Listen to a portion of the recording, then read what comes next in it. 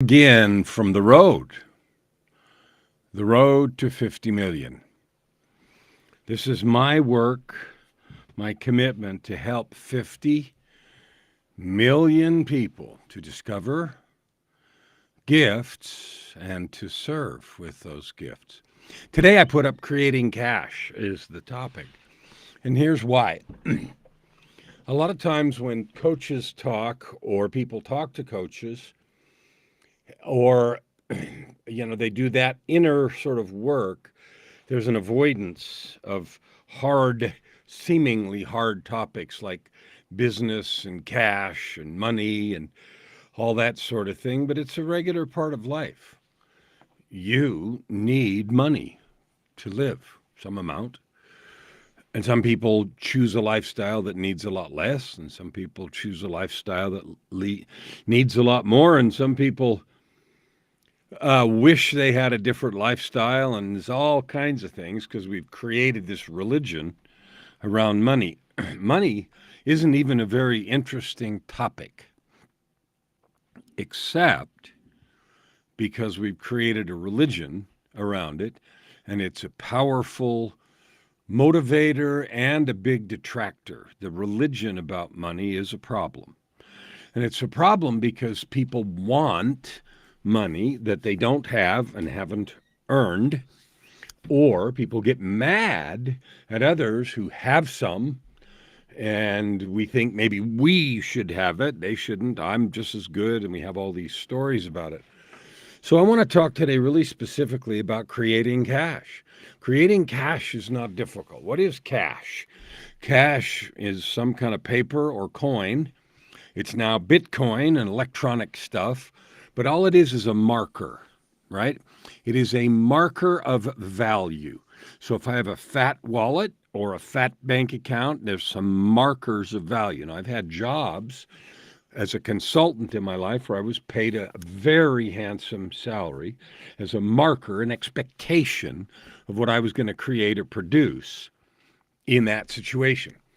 That's what money is. Money is an exchange medium. You go to the store, you buy a pair of sneakers, and you pay a certain amount. If you want to buy a pair of Adidas or Nike or brand name sneakers, you pay more. And if you want to buy a pair of some other kind of things, you might pay even more and more. And it is a perceived value. But money is just the exchange medium. That money didn't do anything except represent some work you did somewhere that somebody gave you some cash for, and then you went and gave it to somebody else to get sneakers. So we all know that. None of this is news to you. The problem comes when we have a story around cash. I can't make it, I can't keep it, or it's hard to get, or I don't know how to make it. Nonsense.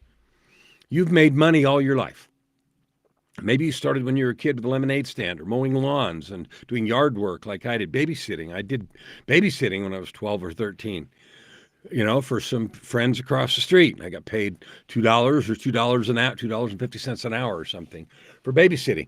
So you do too know how to make money. You do things that others value, and all that money is a representation of the value you provide. So when we grow up, we then go to school, high school, college, graduate school, whatever, and then we get a, quote, job. And the framework is I'm going to go do an activity that some company is going to pay me for. Today, I want to talk about making money with the gifts that you have. It's something you're already doing anyway. So you go get an education and you go leverage that education into a position with some company that pays you for it. I did that. You did that, maybe, probably.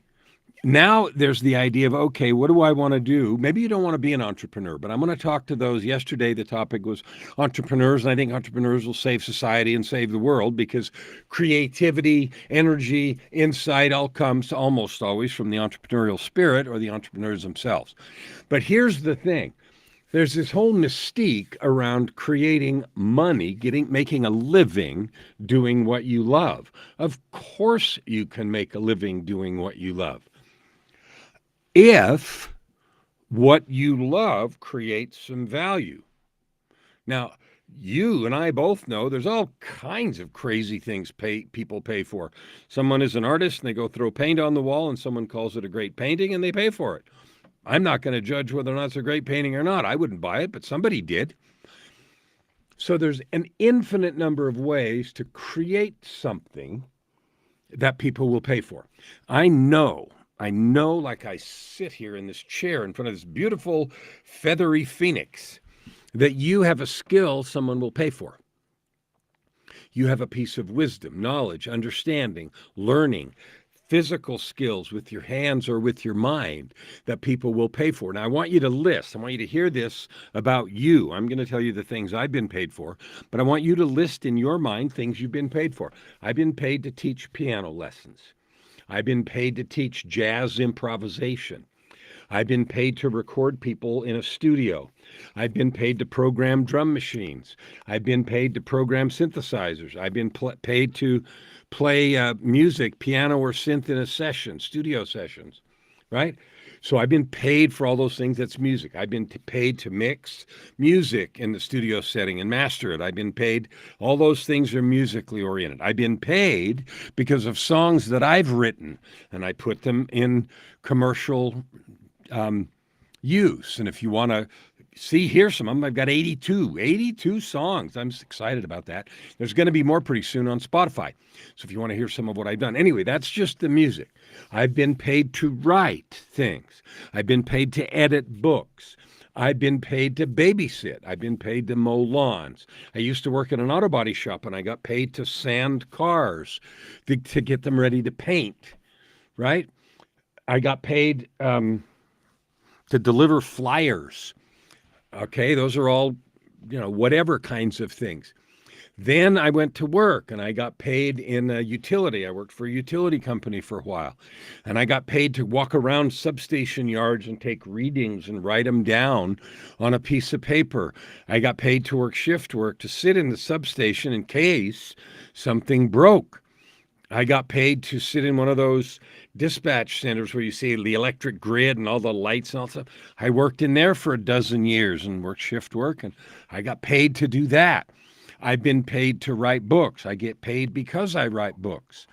I get paid as a coach. I get paid to talk to people. I get paid to help people create business plans.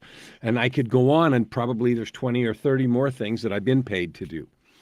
That isn't really important. What's important is the variety and the long number of things. I'm going to go speak at 3 events in April. You have a ton of things you have already been paid to do. So the idea that you don't know how to create cash is nonsense. I've never talked to someone where we talk really very long and we talk truthfully about what they know how to do, what they love to do, and how they like to do this or that there isn't a way for you to create cash from that. So if you want to create a business using your divine gifts, you can do it. People get paid to listen. People get paid to talk. People get paid to write. People get paid to think. People get paid to paint. And the list goes on and on. So you can create cash and create a business with whatever it is you want to do. I know that. Now, here's the cutting part. The way to do that, to take what you love to do and package it in such a way that someone can see it and pay you for it, which is just expressing their appreciation for the work you've done. That's all payment is. You're giving someone the opportunity to express appreciation for what you've created. That's all that is. In order to do that, you have to do the work of packaging it and figuring out how to get it to people that want it. Yes, you have to do that. So does a farmer. He has to grow the stuff in the crop. My uncle ran a dairy farm for a long time. When I was a kid, we used to go there, and he had to get on the truck route to collect the milk, and then went to the creamery, and they made cheese or whatever they did with it, right? So getting your product to market, whatever it is not news. It has been forever and ever exactly the same. You know what? It's easier today to make money doing whatever it is you love than it's ever been in the history of the world. Why? Because you can reach more people. Just a few years ago, I couldn't do a live and put it on 7 platforms. This live is going to 7 platforms. And I could go to, I think 30 is what Restream's limit is. And just a few years ago, I couldn't do that. was even unthinkable. So your ability and my ability to reach the whole world, or nearly, some huge percentage of the world is bigger now than it's ever been. Yes, the internet is crowded. Yes, there are 1,000 people or maybe 10,000 producing products or services just like you. There's a million coaches. So there's coaches everywhere. Somebody told me the other day, yeah, every 2-bit person in the world is 20 years old, hanging out a shingle, calling themselves a coach. And you know what? That doesn't bother me a bit. And it shouldn't bother you either, because the way you do whatever you do, that's your way. So I get coaching clients because when I talk to people, they like the way I talk to them and they feel good about it. We get some results. Stuff changes in their lives. Okay, and so they're attracted to me. But you know what? If I didn't talk to them, if I didn't take the effort to go have the conversations, if I didn't go out of my way to serve them, they wouldn't know that. And so they wouldn't have an experience of the product. It's kind of like Costco, where you go, before pandemic, you just go on Saturday afternoon, you could have your whole dinner, right? All the samples in Costco, if you're somewhere in the world where there's a Costco. Now it's coming back and you can get samples. For a while during the pandemic, there were no samples and then they were all weird, and now it's kind of back to normal a little. But the point is, the sample lets you know what you're getting. So the whole internet marketing thing about lead magnets and landing pages and, all that stuff, all that is a way to let people sample your wares and then decide if they like it or not. And so what keeps people from doing those things is fear. It's like not standing up and doing a presentation at work because you're afraid you'll suck. Well, maybe you will, and then you'll have to learn and do it over again. Or not writing a book or writing a course or teaching someone whatever you want to teach them. Why? Because you're afraid nobody will buy it. Well, I can promise you if you don't make it, nobody will buy it. I can promise you if you don't market, nobody will find it. That's true, and it's always been true. A farmer grows the crops and doesn't take them to market, doesn't sell any. He could leave them there in the field and say, I don't know why nobody comes and buys my stuff. Well, we'd all laugh, right? Duh. Okay, the way to make money with your gifts and talents is not a mystery. It is well known, it is well understood, and it has been practiced forever, as long as there's been commerce and trade in the human race. The difference is we have new tools. We have internets, and we have landing pages, and we have Kajabi and ClickFunnels and Yo Mama Productions and everything else, and microphones that I use to talk to you. So all these tools now exist, and internet and, everything, live videos, et cetera, and you know the drill. The question is, are you taking advantage of them? When I talk to people, you know what I hear? Most of the time, what I hear is, I don't know how, I don't have time, or I'm afraid. Okay, I don't know how is really quick. By virtue of this internet, you can find out how to do anything in a day or two or a week. Worst case, you can go talk to somebody. And maybe you'll have to pay a consultation fee like you would a lawyer or an accountant or something. But you can go talk to somebody to figure out how to do something, or you can find it on YouTube. So how to do something is easily solvable. I don't know how. The second one is I don't have time. Well, your life is full right now, I promise. Most of you, in fact, no one that I've ever met and talked to spends a lot of time with their feet up on the desk, staring at the ceiling, counting the little holes in the acoustic tile. Nobody does that. Your life's already full. So if you want to create something new, you're going to have to trade. You're going to have to trade. Now, people always start out with the idea of, well, I have to trade sleep. I can never get any. Well, that's not true. If you don't sleep and eat well and that sort of stuff, you won't last very long. But you do have to make explicit trades. Maybe you have to enlist some support. Maybe you have to say no to some favorite things you've been doing for a while, because you're going to spend time creating a product. I just had a coaching call this morning with a group of people. It's the week 12 of a 12-week class that I hold, and they're all creating different products. They've all written books of one kind or another, or are writing them, and they're going to create products to add good to the world. And you know what? is true of every single one of them and me and you. We've got to put time in our calendars and trade that time for something else that would have been there, because you don't have a lot of time spent staring at the ceiling. So your life's already full. You got to make explicit trades. Now, there are all kinds of ways to create time, to have it feel like you have more time. We don't really change the clock, but there are ways to do that. In fact, because I hear so much about not enough time, I created a course called Creating Time for Joy and Prosperity.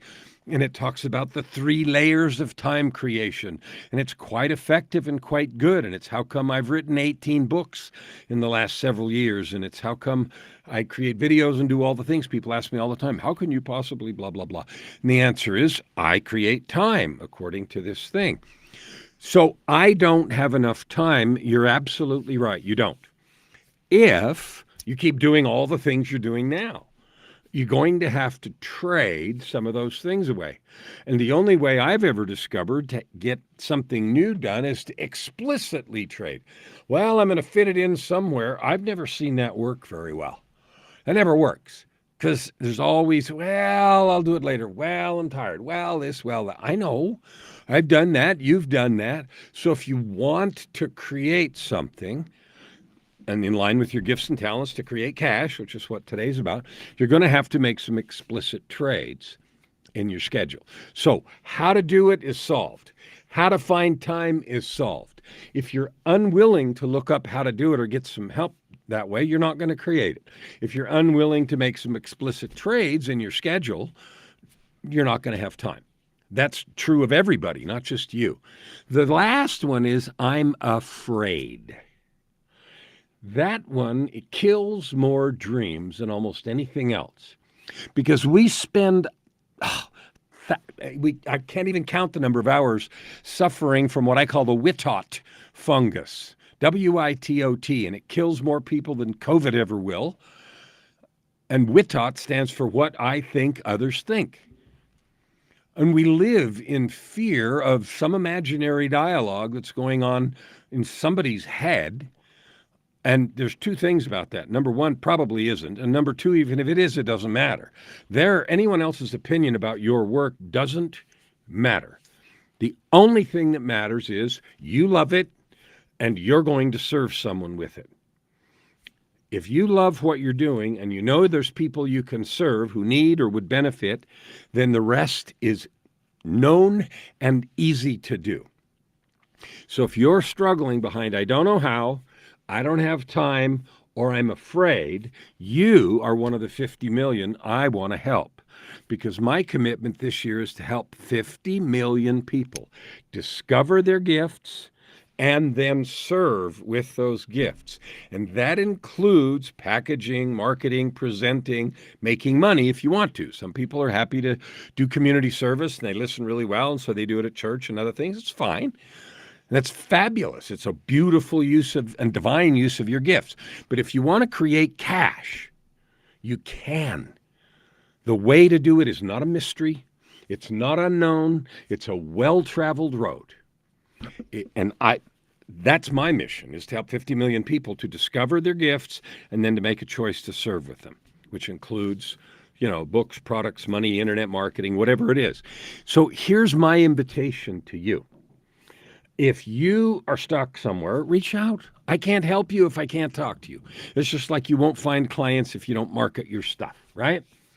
If you're already living full on serving with your gifts and talents, I'd love to talk to you also, because you can help me. I have a podcast you might want to be on. I have a television program. I have an LA Talk radio show I'm starting in a week that's a live stream once a week for an hour. So there's all kinds of ways I can help you and you can help me spread the message and the good that you're creating. And the third invitation is people to help. If you want to help me reach my 50 million, I need it. Yay, and I'm all in. So I wanted to encourage you today, wherever you are, whatever you're doing, the excuses you have or the reasons, if you're being kinder to yourself, they're real, they're true, and everybody has them. They will stop being true the minute you stop believing them, and you take some different action, because we all know if we keep doing the same thing, we're going to get the same results. I plead with you, lean into your divine gifts, lean into your creativity, be all you are able to be in service and love. Life's more fun. You can make a business out of it if you want to. And above all, it fills your divine purpose. I'll see you tomorrow on the road to 50 million.